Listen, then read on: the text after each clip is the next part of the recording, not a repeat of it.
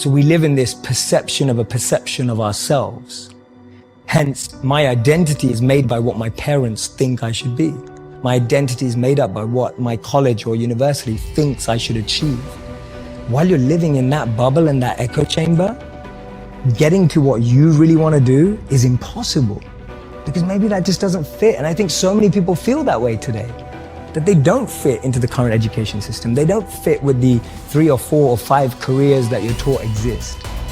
So that process of self-excavation and actualization first requires being exposed. You can't be what you can't see.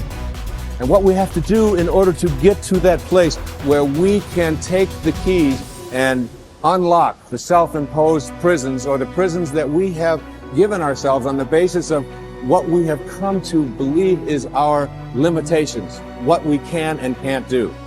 We have to let go of that. And I call it rewriting our agreement with reality. I will wake up with a new mindset for myself, for my future. The sky's the limit to your dreams. You can go beyond the stars if you make it up in your mind that you won't be stopped. You gotta take that thing out, like you gotta take the breath out. So some of y'all are afraid of math. Go after it. Go get it. Don't run from it no more. Go get it. You gotta go get it. It's possible. At the end of the day, you're going to go as far as you're willing to fight for, and that's it. And if you're willing to fight to go all the way, then you will go that far. You will set a new bar. You will define for people what is possible. You just have to have the drive and willpower to go through that next door and give it your all. We all must become the leaders that we're looking for. We got this.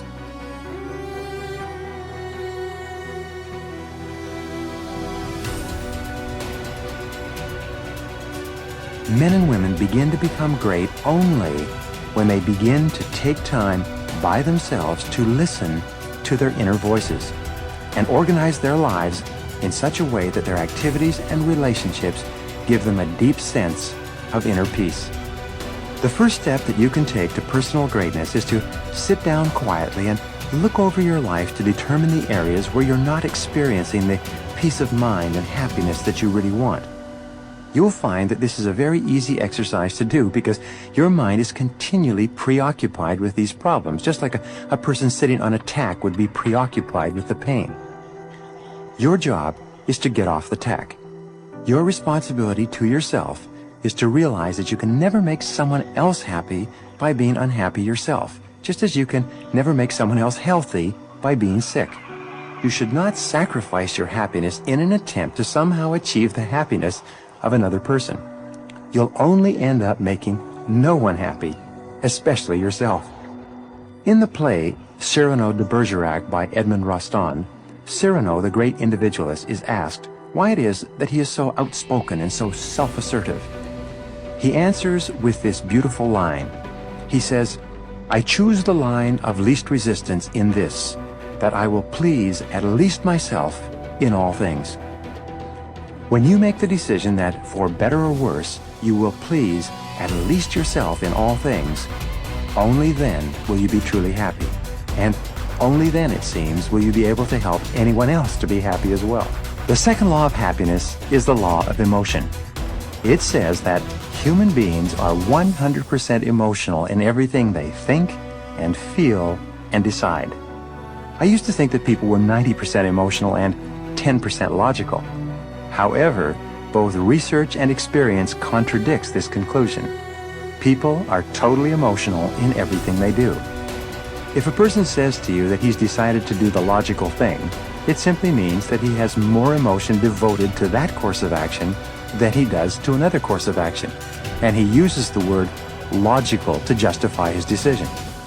Someone once said that no matter how old you become, you always have the emotions of a teenager.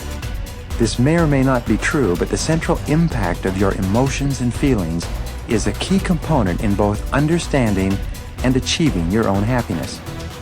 The first part of the law of emotion is that you are motivated by two major groups of emotions, those of love or desire, and those of fear or loss.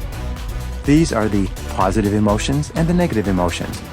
These emotions were described by Sigmund Freud as emotions associated with pleasure and emotions associated with pain. You have a tendency to move toward those experiences you associate with pleasure or happiness, and you have a tendency to move away from those experiences you associate with pain or unhappiness. This is the essence of the pleasure principle that I mentioned earlier. The second part of this law of emotion says that the content of your emotional life is largely determined by the thoughts you dwell upon most of the time. This is such a simple and obvious truth that it's often overlooked by most people. It simply says that if you think happy thoughts, you will be a happy person. If you think angry thoughts, you'll be an angry person. If you think about the things that people have done to hurt you and the reasons you have to be angry or unhappy, you'll be negative, pessimistic, and eventually you'll be depressed. Abraham Lincoln once wrote, "A man is just about as happy as he makes up his mind to be." Well, this is true for you and true for me. Let life touch you. Don't let it kill you, but at least let it touch you. The next touch could open up the well springs you'll never lack for desire for the rest of your life. From shortly after the time I met my teacher, Mr. Shope, at age 25, no one's ever had to say to me all these years, "When are you gonna get going?" Nobody's ever said that to me all these years. I've heard, "When are you gonna slow down? You're gonna have a heart attack and die. You can't keep up this kind of calendar." But nobody's ever said to me, "When are you gonna get going?" I'm asking you to keep searching for life experiences until you find one that lights your fires, until you will never lack for desire for the rest of your life, and nobody will ever have to say to you the rest of your life, "When are you gonna get off the couch?" Clue. Welcome all experiences. Don't put up the walls.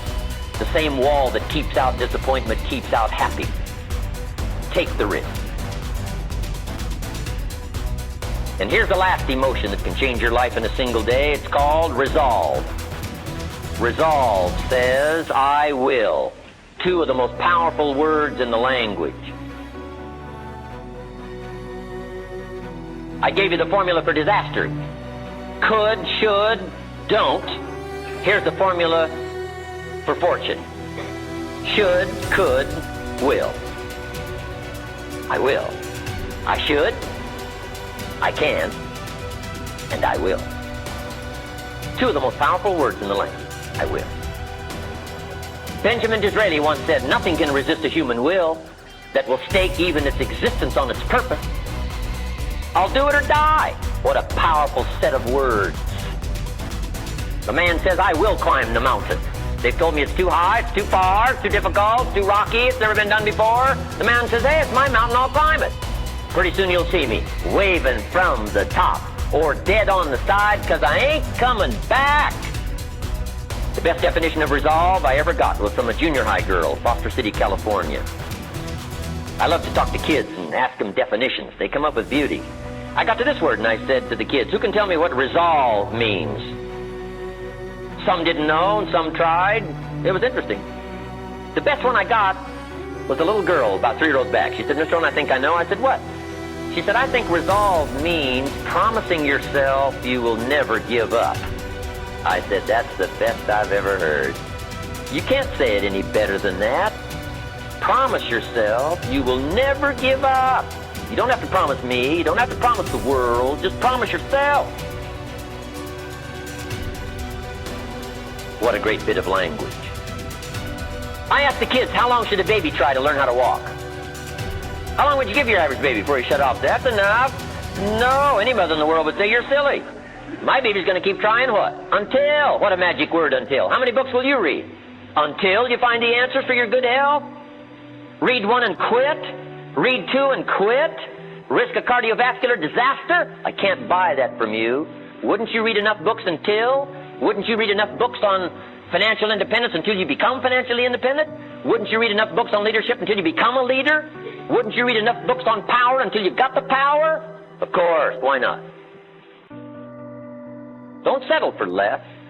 Use this little until phrase. I'll do enough exercises until I become healthy. I'm out of breath now, but I'll put myself through enough disciplines until I'm no longer out of breath. I'm not going to walk up 1 flight of stairs and can't catch my breath. It's over. Until magic. Ask yourself questions. Your desire for success is fed by self-reflection, awareness, and resoluteness. Since everyone has their own definition of success, every set of objectives will vary. Your definition will lead you in a different direction than your peers. If you are ambiguous about your goals, start interrogating yourself and figure out your life's purpose. Ask questions like, what do I want to achieve? Where do I see myself in the next 5 years?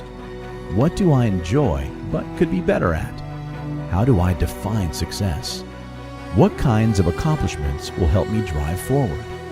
These will help you learn more about yourself and devise your objectives. Write down the first answer that comes to your mind without overthinking. Remember, there are no right or wrong answers. By answering these questions one by one, you will notice a pattern emerging. It will be your dedicated path to shaping or reshaping your objectives. Step 2. Prioritize your objectives. If you have several desires that you wish to fulfill, prioritize your objectives to view them as tangible goals. By flashing a simple why at your life's purpose, you can find answers to what you genuinely want. It can be landing your dream job, earning your college degree with honors, buying the first house, or being completely debt-free. Of course, they do not necessarily have to be material possessions. You can also aspire to achieve happiness or peace of mind. If you know what you want but are not sure how to get there, this step is bound to help you. Step 3. Write them down. By penning down your goals, you create a clear picture of the milestones and objectives you will achieve. This will imprint your desires in your mind to help them stick. Write them down and place them on your work desk, mirror, front door, refrigerator, or any other visible spot around your home or office. This will remind you of your main purpose and provide the motivation and drive you need. Break down your goals into smaller, achievable milestones. Say your final goal is to achieve financial independence. Everyone has their own definition of financial freedom, which is why you must outline yours.